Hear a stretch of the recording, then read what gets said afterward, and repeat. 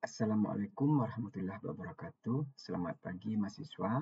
Pagi ini kita lanjutkan pembahasan materi kuliah biofarmaseutik kita ya dengan topik obat-obat perkutan pada bagian kedua. Beberapa sediaan topikal yang digunakan antara lain adalah dalam bentuk ointment, lotion, emulsion, krim, gel, transdermal dan lain-lain. Secara umum, kesemua bentuk sediaan ini dapat digunakan untuk tujuan pengobatan di permukaan kulit, di bawah kulit, di dalam kulit, dan di dalam sirkulasi sistemik. Ointment misalnya, ini pada umumnya digunakan untuk permukaan kulit dan masuk ke dalam kulit ya, untuk bahan dasar yang berupa tidak larut air, tidak bercampur dengan air, misalnya vaselin ya. Nah, salap-salap yang demikian dengan dasar hidrokarbon itu hanya digunakan untuk tujuan di permukaan kulit. Kalau bahan dasarnya sudah dapat bercampur dengan air atau mengandung air, atau bahkan terdiri dari banyak air ya, maka dia dapat masuk ke bawah kulit, ke dalam kulit, bahkan sebagian ada yang masuk ke dalam sirkulasi sistemik. Lotion berupa sediaan cair ya, yang mengandung sedikit minyak, dapat digunakan, biasanya digunakan untuk tujuan kosmetik ya, dan kemudian emulsi. Nah, emulsi ini sediaan cair ya, dalam merupakan campuran minyak dengan air yang distabilkan dengan adanya emulgator. Ya, jadi untuk sediaan emulsi ini umumnya berbentuk cair ya. Kemudian dia dapat juga masuk ke dalam kulit. Kemudian krim. Krim itu sebetulnya adalah emulsi ya. Emulsi tergantung dari tipenya, ada emulsi air dalam minyak dan emulsi minyak dalam air. Nah, sediaan obat yang dibuat dalam bentuk krim ini dapat masuk ke dalam kulit ya, sehingga efektif untuk penggunaan misalnya infeksi oleh jamur sebagai contoh. Misalnya infeksi jamur diobati dengan krim yang mengandung ketoconazole misalnya, dan obat-obatnya akan masuk ke dalam kulit dan efektif untuk mengobati infeksi jamur. Kemudian gel dan transdermal. Kedua bentuk sediaan ini memang diutamakan, terutama ditujukan untuk pengobatan yang obat masuk ke dalam sirkulasi sistemik. Jadi masuk ke dalam sirkulasi sistemik, kemudian bertemu dengan reseptor dan akan memberikan efek terapi. Kulit merupakan pintu masuk ya untuk molekul-molekul obat masuk ke dalam tubuh ya. Jadi kulit bisa juga menjadi pintu masuk ya. Obat-obat yang digunakan melalui topikal, obatnya bisa juga masuk ke dalam kulit. Kemudian konsentrasi obat di dalam formulasi itu penting ya, karena semakin tinggi konsentrasi obat di dalam persediaan itu akan lebih banyak obat masuk ke dalam kulit. Peningkatan aliran yang proporsional ya akan didapatkan dengan meningkatkan konsentrasi obat yang terlarut di dalam sediaan topikal. Makin banyak obat yang terlarut dalam sediaan topikal, maka aliran obat masuk ke dalam kulit juga akan meningkat. Apabila konsentrasi obat sudah di atas kelarutannya, itu artinya ada obat yang masih belum terlarut atau dalam bentuk kristal atau dalam bentuk partikel. Nah, partikel ini atau kristal ini akan dilarutkan setelah obat-obat yang terlarut diabsorpsi. Jadi dengan demikian akan terjadi pelepasan obat secara bertahap, dan ini akan memberikan kadar obat yang relatif konstan di dalam kulit ya untuk waktu tertentu. Kebanyakan kajian farmakokinetik pada sediaan topikal itu terfokus kepada absorpsi obat digunakan melalui kulit ya. Jadi absorpsi obat yang masuk ke dalam kulit pada pemberian obat topikal itu menjadi fokus kajian di dalam farmakokinetik. Kemudian obat-obat yang punya karakter tersendiri ya itu akan masuk ke dalam kulit dan terus ke dalam sirkulasi sistemik yang melalui sistem limfatik dan juga dapat melalui pembuluh darah. Jadi obat-obat yang tertentu tidak semuanya ya yang bisa masuk ke dalam sirkulasi sistemik. Nah, bagaimana dia masuk? Melalui sistem limfatik dan juga dapat melalui pembuluh darah yang ada di dermis. Kemudian disposisi obat yang diberikan secara topikal dapat dipengaruhi oleh sifat fisikokimia obat ya, dan juga dapat dipengaruhi atau diperbaiki dengan senyawa-senyawa tertentu yang ditambahkan di dalam formulasi sehingga dapat meningkatkan perpindahan atau absorpsi obat ke dalam kulit. Kulit mengandung berbagai macam enzim ya, yang seperti yang terdapat di dalam hati dan juga yang terdapat di dalam jaringan, dan enzim-enzim ini dapat memetabolisme obat di dalam kulit. Metabolisme obat yang terjadi pada pemberian obat-obat topikal ini dapat mempengaruhi efek farmakologi dan efek toksikologi obat. Ya. Namun demikian, ya aktivitas enzim di kulit ini tidak sekuat atau tidak sehebat apa yang terjadi di liver ya. Jadi metabolismenya di kulit ini sedikit lebih rendah ya dibandingkan di hati. Ya memang hati merupakan organ metabolisme obat yang paling besar ya, yang paling berperan ya. Metabolisme obat juga terjadi di tempat lain ya, seperti tadi di kulit, misalnya di ginjal, di jantung, di paru juga terjadi metabolisme obat ya. Nah, tetapi metabolisme di bagian-bagian tersebut tidak sehebat metabolisme yang terjadi di hati. Beberapa senyawa kimia sangat mudah atau rentan di metabolisme di kulit ya, misalnya senyawa-senyawa alkohol, asam-asam, amin primer, senyawa-senyawa ester dan lain-lain ini mudah di metabolisme di kulit.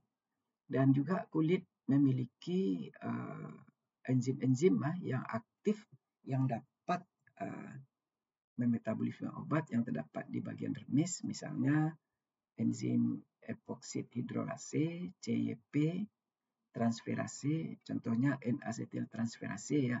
Kemudian glucuronil transferase dan enzim sulfatase.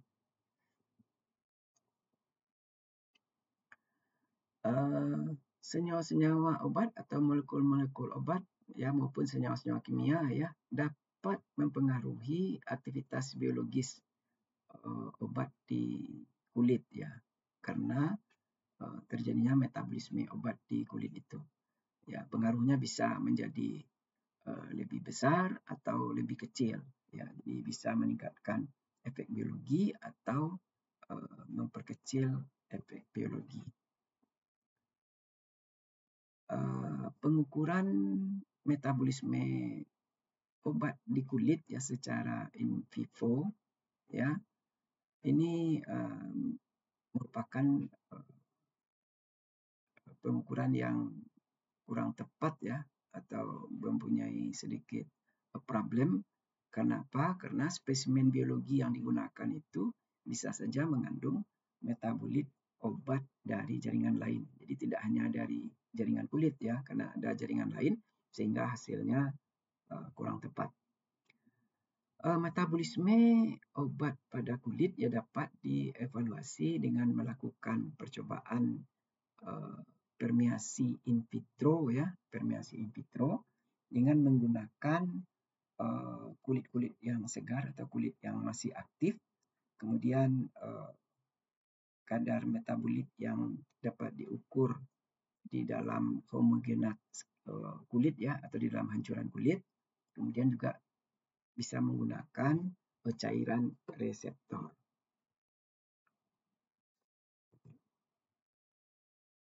Kemudian senyawa-senyawa kimia tertentu dapat digunakan untuk meningkatkan permeasi obat-obat ke dalam kulit ya. Dengan menggunakan senyawa kimia yang dapat meningkatkan permeasi ini, maka jumlah ataupun kadar obat yang masuk ke dalam kulit itu akan semakin lebih banyak ya. Kemudian kulit juga dapat ditutup dengan lapisan plastik impermeable ya, atau berupa lapisan pembungkus yang lain, dan ini tujuannya untuk mencegah kehilangan air dari permukaan kulit. Peningkatan hidrasi pada lapisan subkutan ya, itu akan dapat mengurangi jarak tempuh obat berdifusi dan juga menurunkan kepadatan jaringan protein. Nah, dengan jarak difusinya diperpendek, ya, kemudian kepadatan protein jaringannya dikurangi. Nah, ini akan membantu transportasi obat masuk ke dalam kulit. Kulit juga dapat memetabolisme senyawa-senyawa karsiogenik ya, kemudian hormon-hormon steroid dan obat-obat yang digunakan pada topikal, obat-obat tertentu yang digunakan pada topikal. Ya, efikasi terapi ya pada penggunaan obat-obat yang digunakan melalui kulit ya, terutama obat-obat prodrug dan obat-obat karsinogenik ya, itu memberikan respon dapat ditentukan dengan kajian metabolisme. Jadi untuk obat-obat seperti prodrug dan karsinogenik ya, bagaimana respon terapinya itu dapat ditentukan melalui kajian metabolisme. Formulasi obat topikal yang mengandung polimer ya, pada umumnya itu akan mempengaruhi tidak saja pelepasan obat, tetapi juga akan dapat mempengaruhi permeabilitas lapisan subkutan. Di penggunaan polimer dapat mempengaruhi kecepatan obat dilepas ke dalam kulit dan dapat mempengaruhi permeabilitas lapisan subkutan yang ada di kulit. Ketersediaan hayati obat-obat yang diberikan secara topikal ya, dapat menghasilkan pengobatan yang efektif pada penyakit-penyakit kulit ya. Jadi obat bisa masuk ke dalam kulit, kemudian memberikan ketersediaan hayati yang cukup sehingga efektif dalam penggunaan, efektif dalam pengobatan penyakit-penyakit pada kulit. Namun definisi ketersediaan hayati seperti untuk pemberian obat secara sistemik ya, misalnya obat-obat diberikan secara oral, kemudian masuk ke dalam usus dan masuk ke dalam darah. Nah, ketersediaan hayati seperti itu tidak bisa diterapkan pada obat-obat topikal ya. Kenapa? Karena tidak ada korelasi antara ketersediaan hayati di kulit dengan kadar obat di dalam darah. Jadi lain dengan pemberian oral misalnya atau IV ya, itu kadar obat di dalam darah itu menggambarkan kadar obat di tempat lain. Dia proporsional ya. Jadi misalnya kalau kadar obat di dalam darah tinggi, ya di dalam urin, misalnya di ginjal juga tinggi, proporsional ya. Tidak sama tapi proporsional.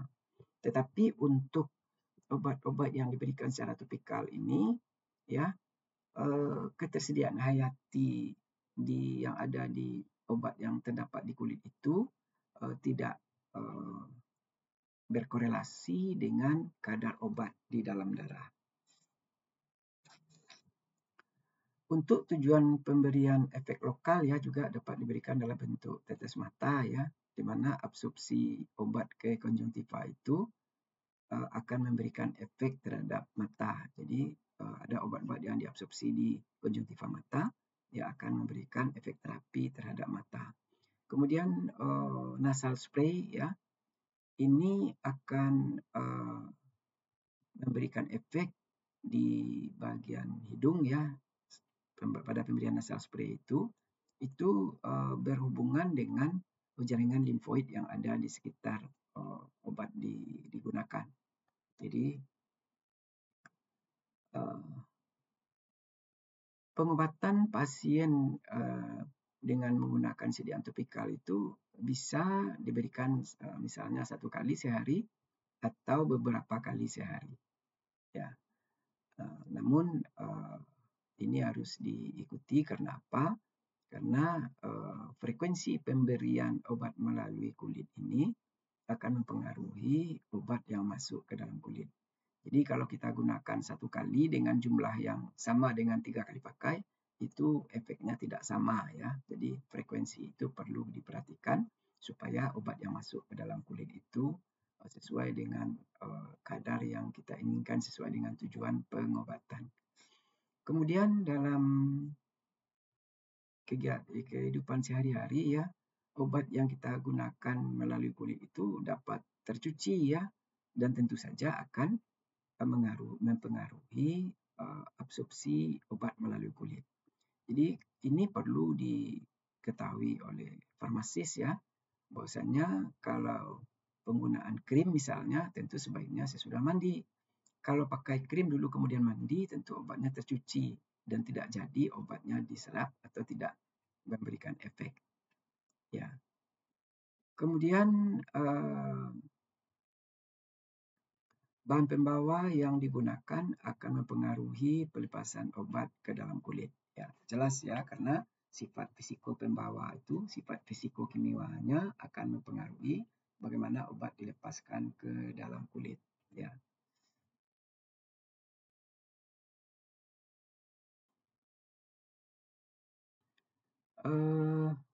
Pada pemberian obat melalui kulit, ya, di permukaan kulit, yaitu beberapa tahapan proses terjadi ya, seperti yang pertama dulu pelepasan obat dari bentuk sediaan ya. Nah, lepas obatnya dari sediaan artinya misalnya kalau ada obat dalam bentuk larutan, dia akan keluar langsung dalam bentuk molekul. Kalau dia ada dalam bentuk kristal ya, dia akan dilepaskan dalam bentuk kristal dulu. Kemudian kristal ini perlahan-lahan akan melarut di dalam cairan pembawa atau di dalam cairan sekitar ya. Nah, setelah larut baru dia berpermeasi masuk ke dalam kulit melewati pembatas ya, penghalang, barier, dan akan memberikan respon terapeutik berupa onset of action ya. Jadi awal kerja obat, kemudian duration of action, ya, lama kerja obat, dan seberapa kuat efek yang diberikan oleh obat tersebut. Jadi ingat ya, pelepasan obat dulu, kemudian pelarutan obat, kemudian obat berpermeasi ke dalam kulit ya. Nah, permeasi ini tentu saja proses ini dipengaruhi oleh formula yang kita gunakan pada sediaan topikal.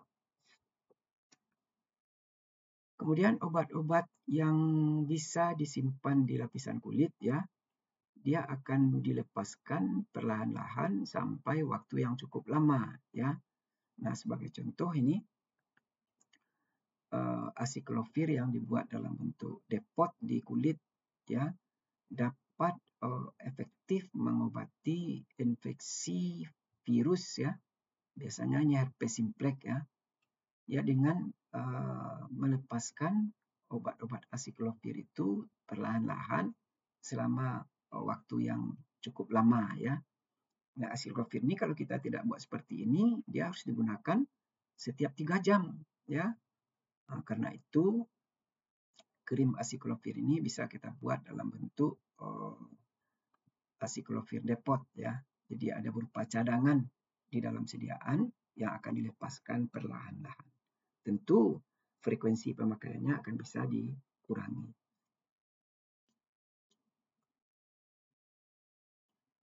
Kemudian berapa lama obat dapat bertahan di dalam lapisan kulit ya, dapat diukur ditentukan dengan pengkajian stripping yang merupakan strip yang ditempelkan di kulit ya, atau dengan ekstraksi kulit pada beberapa interval waktu setelah obat digunakan. Deposisi obat-obat topikal ya dapat diukur ya, ditentukan secara kuantitatif dengan metode stripping tadi ya, yang ditempelkan di kulit itu, dan kemudian juga dapat dilanjutkan dengan penentuan deposisi folikular di mana obat digunakan. Kemudian percobaan ini dapat dilihat dengan menggunakan mikroskop ya. Kemudian ada obat-obat yang dibuat dalam sistem vesicular carrier ya. Nah, dengan ini akan memudahkan lokalisasi penggunaan obat pada tempat digunakan ya. Dengan membentuk cadangan obat akan dilepaskan sedikit-sedikit seperti yang saya sampaikan tadi. Nah, tentu saja akan mengurangi frekuensi penggunaan. Kalau frekuensi penggunaannya itu sudah dapat dikurangi, tentu tingkat penerimaan kenyamanan pasien akan meningkat ya. Jadi patient compliance itu akan meningkat. Jadi tadi saya berikan contoh krim acyclovir ya. Krim acyclovir itu diberikan 3 kali sehari. Nah, itu berapa kali sehari pasien harus menggunakan. Itu betul-betul tidak nyaman ya. Maka dibuat yang dalam bentuk lepas lambat ya, sehingga frekuensinya bisa dikurangi. Kemudian dengan adanya sediaan yang dibuat dalam vesicular carrier ini akan dapat menurunkan penggunaan dosis ya, dan juga akan dapat menurunkan efek samping obat dibandingkan dengan penggunaan obat-obat topikal konvensional. Jadi efek samping obat bisa dikurangi, kemudian dosis bisa, karena dosis bisa dikurangi, tentu efek sampingnya juga akan bisa ditekan. Kemudian nanopartikel sudah dikembangkan pula untuk digunakan dalam sediaan topikal ya. Ternyata partikel-partikel nanopartikel itu yang berukuran 40 nanometer itu dapat berpenetrasi ke dalam lapisan kulit yang sedalam 225 mikrometer, atau masuk ke dalam bagian epidermis, atau masuk ke dalam papillary dermis ya. Jadi cukup dalam bisa masuk partikel yang kecil ini. Dan perlu saya tambahkan dulu ya, nanopartikel ini merupakan sediaan yang berukuran kecil ya, 1 sampai 1000 mikron. Artinya di bawah 1 mikron, ukurannya ukuran nano. Dan dia merupakan partikel yang di dalamnya obat terlarut atau obat terjerat atau obat terserap atau obat terenkapsulasi di dalamnya. Nah, sediaan inilah yang nanti bisa masuk ke dalam kulit karena ukurannya yang kecil. Ya, tentu saja penetrasi kemampuan nanopartikel itu berpenetrasi melewati kulit itu bergantung tidak hanya kepada ukuran saja, ukuran memang penting ya, tetapi juga adanya muatan pada permukaan partikel. Ingat ya, muatan ada positif, ada negatif. Kalau dia ada bermuatan positif, dia akan berikatan dengan bagian yang bermuatan negatif di kulit ya. Kemudian cepat peristiwa difusinya. Demikian juga sebaliknya, kalau partikelnya bermuatan positif, negatif di kulit dia akan cepat terikat. Kebanyakan kajian itu menunjukkan bahwasanya penetrasi nanopartikel yang di bawah ukuran 40 nanometer ya, ini dapat lebih mudah berlangsung ya di dalam karena pengaruh adanya muatan pada permukaan sepanjang sukutan ya, melalui jalur folikular dan juga melalui jalur interselular. Ya, maksudnya melalui folikel ya, partikel kecil ini yang kecil 40 nanometer ini mudah masuk. Kemudian melalui jalur interselular. Jadi ada celah di antara sel ya, celah-celah di antara sel-sel itu, maka nanopartikel yang kecil dari 40 nanometer ini bisa masuk. Dan ukuran partikel nanopartikel ini ya akan dapat menembus atau melewati jaringan kulit ya dari bagian atas lapisan kulit ya, juga dari bagian subkutan. Jadi partikel ini dapat berpenetrasi ya dengan lebih baik ya pada bagian luar lapisan kulit dan lapisan subkutan.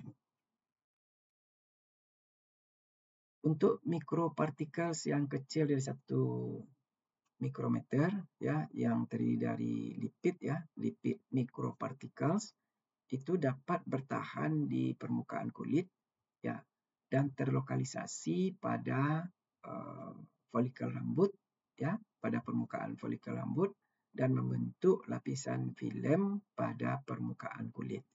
Jadi kalau untuk mikropartikel lipid ya, karena dia bersifat lipid ya, dia bisa membentuk lapisan filem di permukaan kulit dan dia bisa bertahan di situ dan terlokalisasi pada permukaan folikel rambut.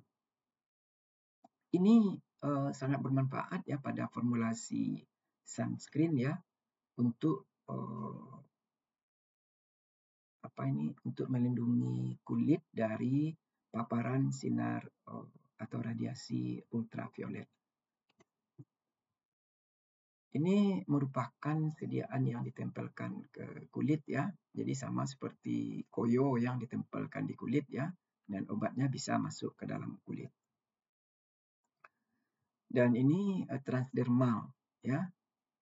Sediaan transdermal ini memang dibuat untuk obat masuk ke dalam sirkulasi darah dan dilepaskan sedikit-sedikit sehingga pemberiannya nyaman ya, tidak ada rasa pahit, kemudian obatnya bisa masuk ke dalam kulit secara perlahan dan memberikan efek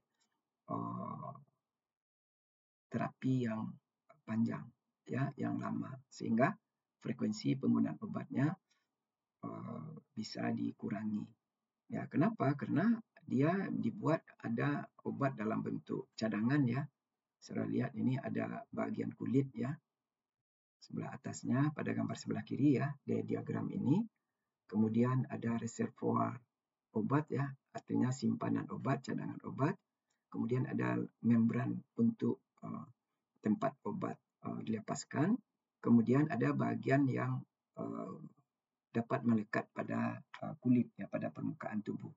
Nah, obat-obat nanti akan dilepaskan ke permukaan kulit ya, karena di dalam kulit tidak ada obat dan obatnya sudah dalam bentuk molekul ya, dan obatnya bisa masuk ke dalam kulit ya. Nah, di dalam kulit akan berpindah ke bagian sel yang lebih dalam, masuk ke dalam pembuluh darah, dibawa ke seluruh tubuh melalui jantung ya. Nah, tentu saja di situ obatnya akan kurang kadarnya dan obat yang ada di dalam reservoir ini akan kembali dilepaskan. Begitulah seterusnya secara perlahan sehingga penggunaan obat ini bisa dalam jangka yang cukup lama dan frekuensinya dapat dikurangi dan pasiennya akan merasa lebih nyaman.